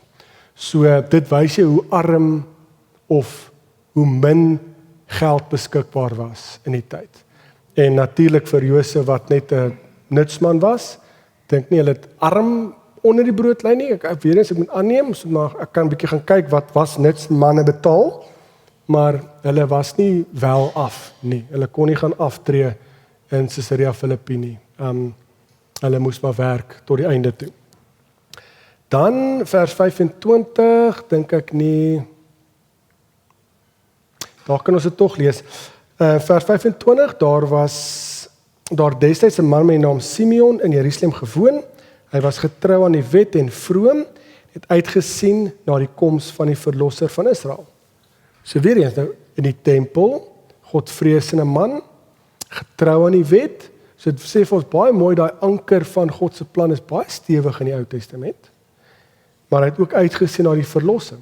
En dit moet ek dalk nou vir ons sê, ek neem aan ons weet dit. Dit was baie wyd gesien die verwagting van 'n Messias. Die Ou Testament praat daarvan, die Jode, die godvreesende Jode, het baie uitdruklik gepreek dat God gaan sy Messias stuur en is deel van God se plan. So die Jode glo dit. Die moeilikheid kom net dat die Jode nie sien Jesus van Nasaret is die Messias van God nie. So hier sien ons dat goeie godvreesende Jood, die Messias, ek sien uit na wie dit is wat ons gaan kom verlos. Israel gaan verlos. Nou die Heilige Gees was op Simeon en het aan hom bekend gemaak dat hy nie sou sterwe voordat hy die gesalfde of die Christus van die Here gesien het nie. Deur die Gees gelei, het hy opgegaan na die tempel toe, toe die ouers die kindjie Jesus bring om vir hom die gebruikelike bepaling van die wet na te kom, het Simeon hom in sy arms geneem en God geprys en gesê, Here, laat die dienaar nou in vrede gaan, volgens u woord, met my oë u verlossing gesien het, wat u gereed gemaak het voor die oë van al die volke, en lig tot verligting van die nasies, en tot eer van u volk Israel. Net nog 'n bevestiging, as ons die verloop van die verhaal van die evangelie sover volg. Die Heilige Gees daag weer op, so dit kry daai stempel van God, die bemagtiging van God, maar ook wie hy is hy's iemand wat getroue wetsgeleerde, nie wetsgeleerde is nie, maar die getrou is aan die wet van God, en God respekteer en eerbiedig, en hy as Godvreesende Jood sien uit na hierdie verwagting, en dit is aan hom geopenbaar deur die Heilige Gees, dat Jesus Christus, op hierdie stadium kan ons dit praat van Jesus van Nasaret. Vir ons vandag is hy natuurlik Jesus die Christus. Neem aan julle weet dit, dalk net dit sê, as ek dit dalk weer myself, miskien dalk kan weerspreek. As Jesus op aarde is, praat ons van Jesus. Daar was klomp ander mense met die naam Jesus, dit was 'n bekende naam. Dis hoekom ons ook praat van Jesus van Nasaret, om hom presies te koppel aan Jesus van Nasaret, seun van Josef en Maria. Nadat Jesus uit die dood uit opstaan, is hy ons Christus. Praat ons van Jesus Christus. So hy is ons verlosser, maar die opstanding dan onderskei in my oë altyd daai Jesus Christus, opgestane Here, en Jesus. So soms weerspreek ek my, soms praat ek van Jesus Christus, soms praat ek van Jesus, maar julle sal verstaan, in die evangelie voor sy dood en opstanding, is dit Jesus van Nasaret. Maar dit wys vir ons hierdie vooruit na wie dit kan wees. So, vers 39 gaan hulle terug na Nasaret toe, en dan dink ek kan afsluit met dit, ons het dit laasweek genoem, en ek dink ek het dit in diepte gedoen. So as julle voel ek het iets gemis, kan ek dalk volgende week begin met dit. Maar in vers 41 tot 49 is daai ontmoeting van ons met Jesus as 12-jarige kind. So daar het nou 12 jaar verby gegaan. Die stiljare van Jesus, die evangelie sê niks daarvan nie.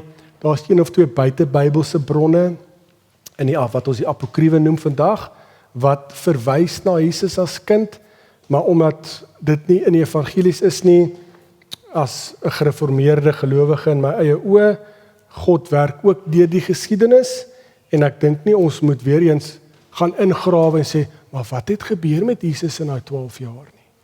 Ek dink die fokus is op wie Jesus is, hoe hy aarde toe gekom het, hoe hy geleef het, bedien het, kruisiging, opstanding, en wat is Jesus se rol in God se verlossingsplan. Maar in hoofstuk 2, 41 tot 49, sien ons die 12-jarige seun, hulle gaan weer Jerusalem toe, hulle is 2 dae terug op pad huis toe, hulle ontdek, maar Jesus is nie by ons nie, gaan terug, Jesus sit en redeneer met die skrifgeleerdes by die tempel, en dan is die reaksie van Jesus baie belangrik. Waarom het u na my gesoek? Het u nie geweet dat ek in die huis van my Vader moet wees nie? Dit is daai woordjie moet, wat ek laasweek aangespreek het. So Jesus is die seun, hy sê self nou, Jesus, eie woorde, in die direkte spraak, ek moet besig wees met my pa se dinge, my Vader se dinge, wat sy roeping op 12-jarige ouderdom alreeds vir ons bevestig. Dan lees ons, Jesus se hele lewe word bepaal deur sy verhouding met die Vader, maar ook so sy rol in die uitvoering, ontvouing van God se plan. Dat Jesus die een is wat God se wil, God se reddingsplan, God se verlossing kom, wel hy is dit, want hy sterf vir ons aan die kruis, en hy word uit doodheid opgewek. En daai goddelike moed, daai dui, kry ons nou vir die eerste keer, waar Jesus self dit sê, wat vir ons hierdie weer eens vooruitskou na, ons kan iets groots verwag in die res van die evangelie. Want die God het dit geprofeteer deur die engele, bevestig deur die engele, die Heilige Gees het op konstante basis dit vir ons bevestig, en nou hoor ons dat Jesus ook weer eens narratiewe taal as karakter vir eerste keer praat, en eerste keer uit sy mond uit hoor ons, maar ek moet my pa, my Vader se dinge doen. Ek moet besig wees daarmee. Ek sien 'n bietjie oor, so kom ons stop daar, en ons kan ook vra vir 'n vraag as daar is. Okay. Dankie. Kom ek sluit af? Dan kan ons vandag. Here, dankie vir die liefde, vir die genade, dat ons hierdie evangelie met vars nuwe oë kan lees en kan hoor en beleef en ervaar en sien hoe U 'n liefdevolle, genadige God is. 'n God is wat ons ontmoet hier waar ons is en dat U aarde toe kom en deur die lewe van Jesus vir ons as verlosser aarde toe kom en dat dit deel is van U plan, dat dit U wil is.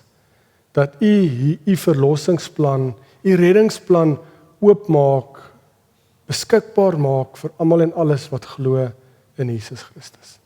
Dankie dat ons dit kan leer en lees en opnuut ervaar. Dankie dat ons hierdie reis kan voortgaan deur die evangelie, deur die woord. En as dit U wil is dat ons oor 2 weke weer bymekaar kom, dat ons hierdie reis verder voortsit om U ook te ontmoet as eregas, waar U hierdie reis deur die Lukas se evangelie vir ons behartig lei en laat ons op U hakke ook loop en hoor wat U Gees deur die woord vir ons sê. Here, ons vra dit in U groot en heilige naam, in die naam van ons Here Jesus Christus, ons verlosser. Amen. Dankie julle. En dan sien ons mekaar oor 2 weke.